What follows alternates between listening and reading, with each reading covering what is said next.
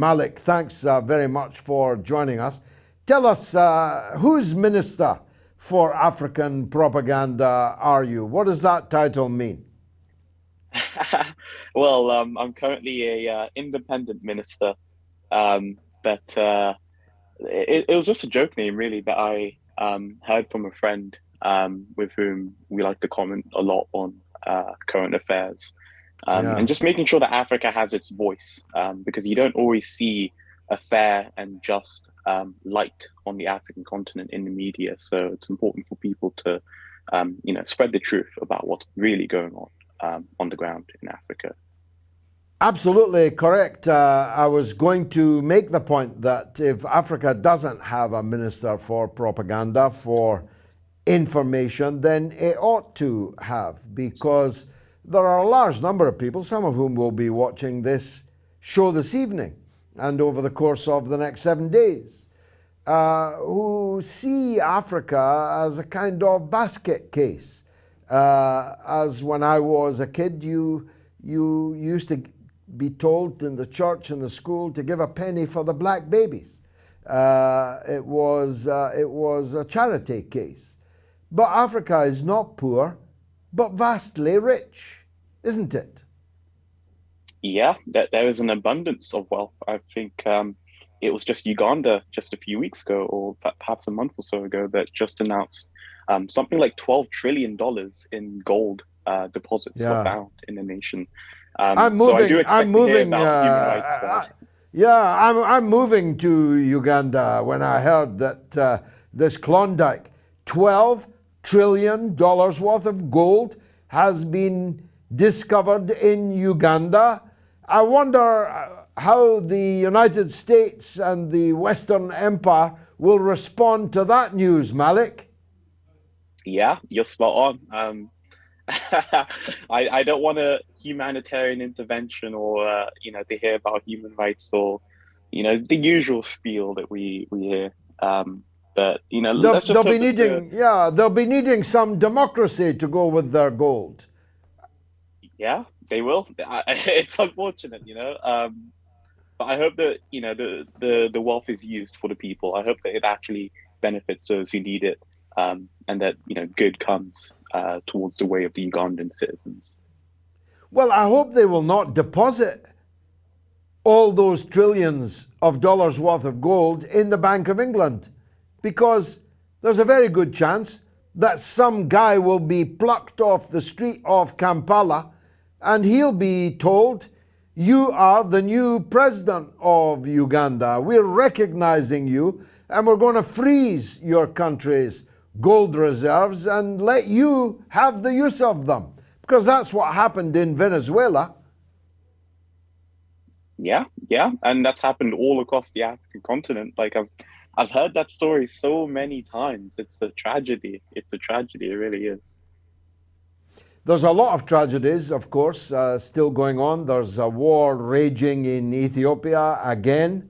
I was telling my children yesterday about my time in the war zone of Ethiopia and Eritrea and Tigray almost 40 years ago. And now again there's war raging there.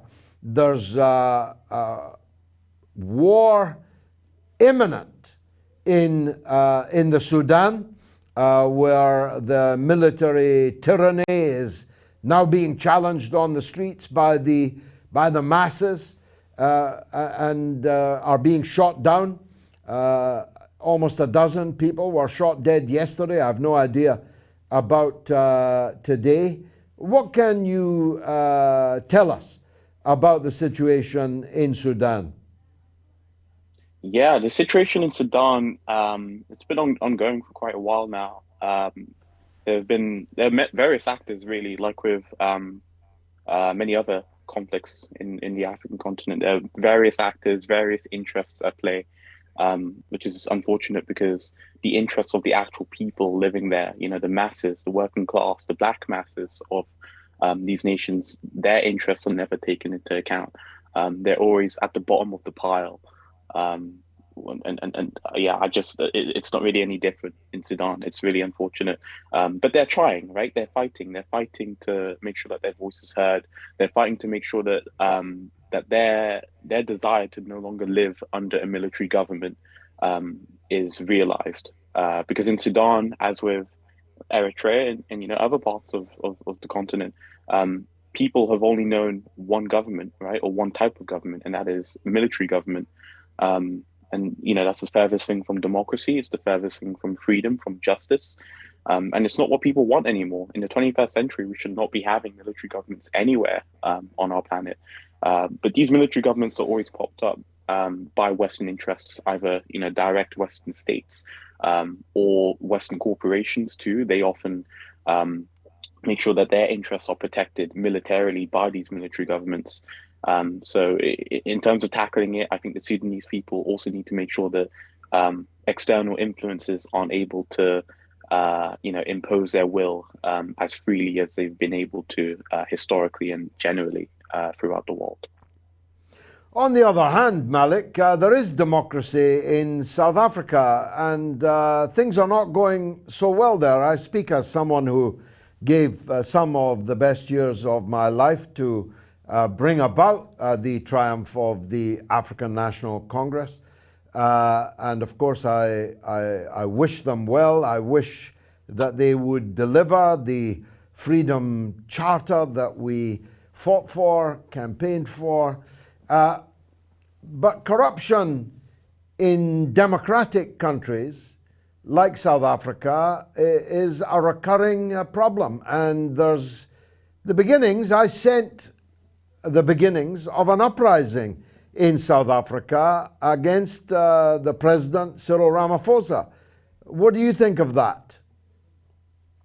Yeah, interesting question. I think that what we've seen in South Africa is, the working classes have been airing their frustrations at this corruption and at general inequality, a lack of progress, a lack of promises being actually made, right?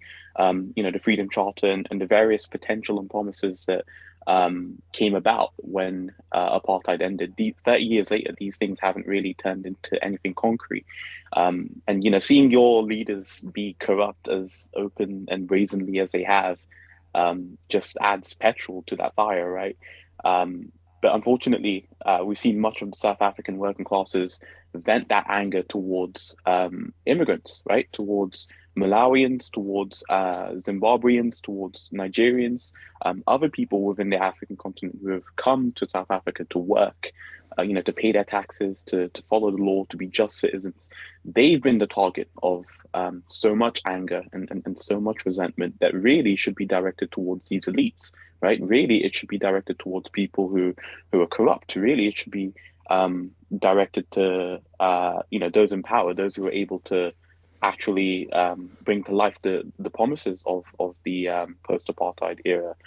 So I hope that there's change. Personally, I believe in the message and the spirit of the economic freedom fighters. I think that they've got a lot to offer, and hopefully they would bring an end to that corruption and bring about the change, the economic change that the country really wants to see. Malik, how can people follow your work? Yes, follow me on Twitter, YouTube, Facebook. It's Afro Propaganda. That is my handle throughout the web. Great name, great handle. Thanks very much for joining us.